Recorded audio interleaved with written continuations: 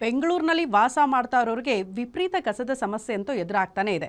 So ಇದಕ್ಕೆಲ್ಲ ಕಡಿವಾಣ ಹಾಕಬೇಕು ಅಂತ ಜಿಬಿಎ ಮಾಸ್ಟರ್ ಪ್ಲಾನ್ಗಳನ್ನು ಮಾಡ್ಕೊಳ್ತಾ ಇದೆಯಂತೆ. ಬಟ್ ಎಷ್ಟರ ಮಟ್ಟಿಗೆ ಅದು ಯಶಸ್ವಿ ಆಗುತ್ತೆ ಅನ್ನೋದು ಕೂಡ ಪ್ರಮುಖವಾಗಿರುವಂತಹ ಪ್ರಶ್ನೆ.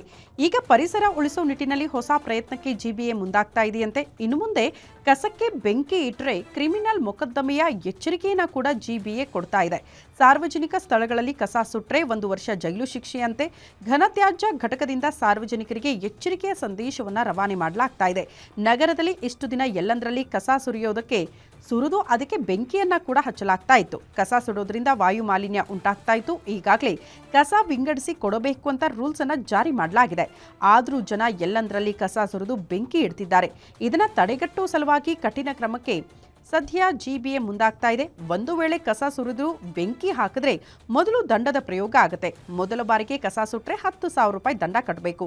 ಎರಡನೇ ಬಾರಿ ಕಸ ಸುಟ್ರೆ 20,000 ರೂಪಾಯಿ ದಂಡ ಕಟ್ಟಬೇಕು.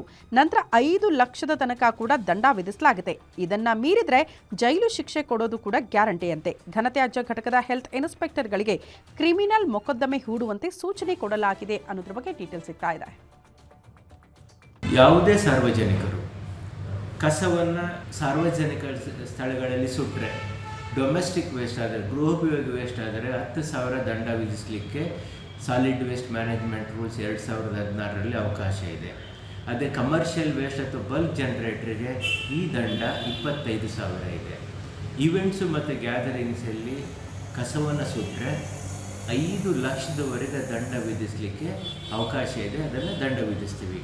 ಇದರ ಜೊತೆಗೆ ಪೊಲ್ಯೂಷನ್ ಕಂಟ್ರೋಲ್ ಬೋರ್ಡ್ ಮತ್ತು ಡಿಸ್ಟ್ರಿಕ್ಟ್ ಮ್ಯಾಜಿಸ್ಟ್ರೇಟ್ ಅವರು ಎನ್ವೈರನ್ಮೆಂಟಲ್ ಪ್ರೊಟೆಕ್ಷನ್ ಆ್ಯಕ್ಟ್ 1986 ಅದರ ಸೆಕ್ಷನ್ 15 ಮತ್ತು 19ರಲ್ಲಿ ಹಾಗೂ ಏರ್ ಆ್ಯಕ್ಟ್ 1981 ಸೆಕ್ಷನ್ 37ರಲ್ಲಿ FIR ಮಾಡ್ಬೋದು.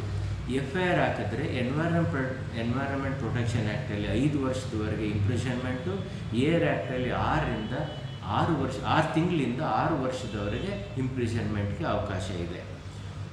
ನಾವು ಯಾರೇ ಸಾರ್ವಜನಿಕರು ಕಸ ಸುಟ್ಟರೆ ಸಾಲಿಡ್ ವೇಸ್ಟ್ ಮ್ಯಾನೇಜ್ಮೆಂಟ್ ರೂಲ್ಸ್ 2016ನಲ್ಲಿ ದಂಡ ಹಾಕಿ ಇಂಥ ಪ್ರಕರಣಗಳನ್ನು ಮುಂದಿನ FIR ಫೈಲ್ ಮಾಡೋಕ್ಕೆ PCB ಅಂದರೆ ಪೊಲ್ಯೂಷನ್ ಕಂಟ್ರೋಲ್ ಬೋರ್ಡ್ ಮತ್ತು ಡಿಸ್ಟ್ರಿಕ್ಟ್ ಮ್ಯಾಜಿಸ್ಟ್ರೇಟ್ ಅವರಿಗೆ ವರದಿ